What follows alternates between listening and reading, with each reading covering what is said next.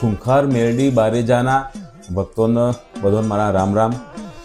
ઘણા બધા સમયથી અમુક 2-3 મિત્રોના ફોન આવ્યા, મેસેજ આવ્યા. લોકો એવું કહેતા હતા કે ભાઈ તમે વિડીયો કેમ નથી બનાવતા ખૂંખાર મેરડી વિશે. તો મારું કહેવું એટલું જ હતું એમને. એક મસ્ત કહેવત છે કે સચ કો આંચ નહીં ઓર झूठ को पैर નહીં. કહેવાનો મતલબ કે સત્યને કદી કોઈ આંચ ના લાગે કે એને કોઈ ભલે સત્ય પરેશાન થાય પણ કદી પરાજિત ના થઈ શકે.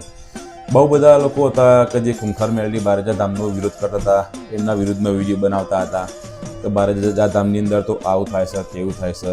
ખૂંખાર મેરડી બારેજા ધામના જે ભુવાજી છે એમના ઉપર પણ બહુ બધા એલિગેશન્સ લોકો લગાવતા હતા, આમ કરે છે, તેમ કરે છે. હાલ તમે જુઓ મોટાભાગે બધા વિરોધીઓ બંધ થઈ ગયા, યા તો કોઈના વિડીયો આવતા નહીં, યા તો પછી બધા થાકી ગયા હોગીને કે ભાઈ ત્યાં આગળ કંઈ ખોટું ચાલતું જ નહીં. ભુવાજી એકદમ સાચા છે, ભુવાજી કોઈને લૂંટતા નહીં, ભુવાજી કોઈ ખોટું કામ કરતા નહીં. તો તમે ગમે એટલું ઇન્વેસ્ટિગેશન કરશો તો તમે એમના વિરોધમાં તમે શું પુરાવા લાવશો? એક ટાઈમે આપણે મોની પણ લઈએ કે ચલો એમનો ભૂતકાળ ખરાબ હતો, એમને ગમે તે કામ કર્યો, પણ છોરોને ભૂતકાળના ભાઈ વ્યક્તિ વર્તમાનમાં તો સારું કામ કરે છે ને, લોકોને ભક્તિના માર્ગે લગાવે છે ને. આપણને એ નહીં દેખાતું, પણ કોઈ પણ વ્યક્તિનો વિરોધ કરવો હોય તો ગમે તે અમુક લોકો બહુ અનુભવતા હોય છે. દાખલા તરીકે એક આખી સફેદ કલરની દિવાલ હોય, એના ઉપર એક કાળા કલરનું ટપકું હોય.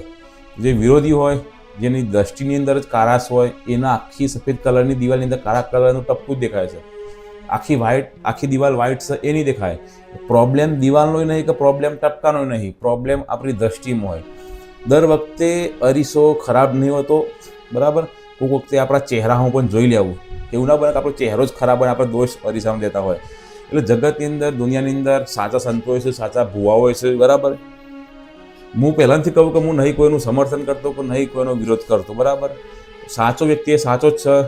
ખૂંખાર મેરડી બારેજા ધામની અંદર તમે તમારામાંથી ઘણા બધા લોકો ત્યાં આગળ ગયા છે, ભુવાજી જોયા છે, ત્યાં આગળ જે દરબાર થાય છે, સત્સંગ થાય છે, પ્રવચન થાય છે, એ બધું તમારામાંથી ઘણા બધા લોકોએ જોયું છે. મેં તો એકવાર પણ નહીં જોયું, પણ મને કેમ એટલો અધરો વિશ્વાસ હશે કે ભાઈ ત્યાં આગળ સત્ય જ છે, બધું સાચું ચાલે છે, કોઈ પાખંડ, કોઈ ઢોંગ નહીં, કોઈને લૂંટવામાં નહીં આવતા.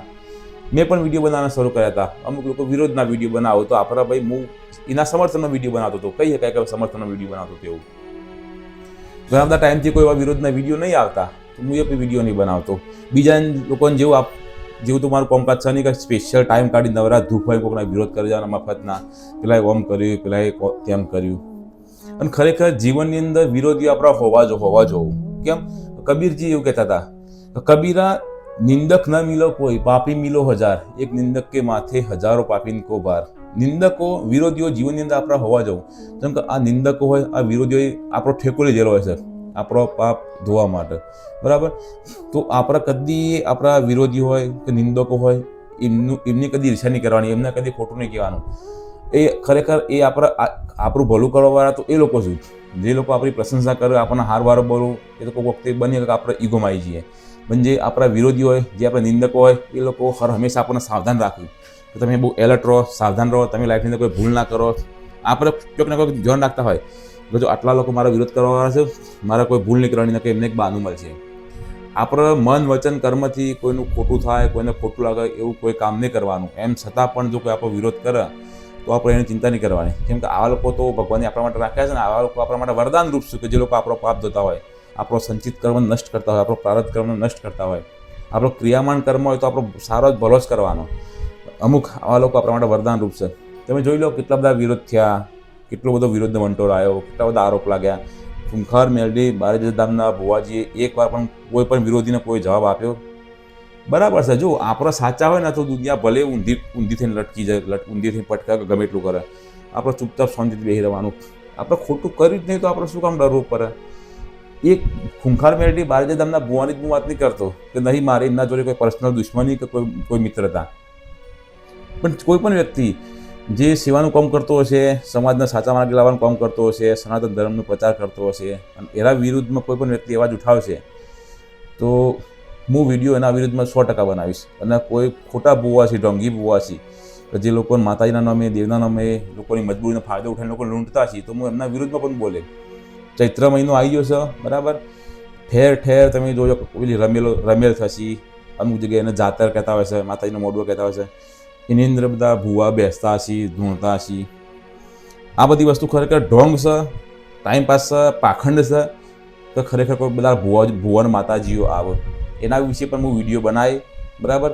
હું એની ચર્ચા વિડીયો નહીં કરતો, પણ હું છેલ્લે તમને એટલું જ કહું છું, કોઈ પણ વ્યક્તિ જેને તમે માનતા હોય, કોઈ માતાજી હોય, કોઈ ભુવાજી હોય, કોઈ સંત હોય, કોઈ મહારાજ હોય, કે જેમના ઉપર તમારી આસ્થા હોય, જે તમને સીધા માર્ગે લઈ જતા હોય, સીધા માર્ગે તમે દોડતા હોય, તમે એમના પર ભરોસો કરો. જગતનું નામ ઉપર કોઈક તમને સાચા માર્ગે વારતું હોય ને, નહીં કહેતા કોઈ સારી શીખ કે નેની સારી સમજણ આપણે કોઈ નેનું બાળક કે કોઈ જાનવર તમે ના જોયું. દત્તાત્રેયના કેટલા ગુરુ હતા. કોઈ વ્યક્તિ આપણને હાર શીખ આપે તો આપણે એના પર ધ્યાન રાખવાનું. ગુલાબનો સોળ સુધી આપણે ફૂલ જોઈએ, કોટા ભલે આપણે જોવાનું. એમ કોઈ પણ વ્યક્તિ ભલે એક ટાઈમે ખરાબ જ ના આવે, પણ એ વ્યક્તિ આપણે સારી શીખ આપે તો આપણે શીખ લઈ લેવાની.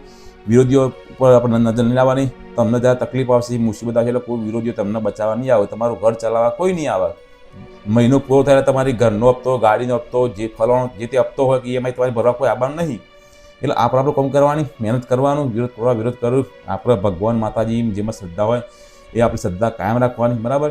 વિડીયો તમને પસંદ આવ્યો હોય તો વિડીયોને તમે લાઇક કરજો, ચેનલ સબસ્ક્રાઈબ કરજો, કદાચ તો નવા હોય તો. અને તમે બધા લોકો શું વિચારી રહ્યા છો જરૂર કોમેન્ટ કરજો. આપણે મળીએ આવો બીજો ટોપિક લઈને ભુવાઓનો આવતા વિડીયોની અંદર.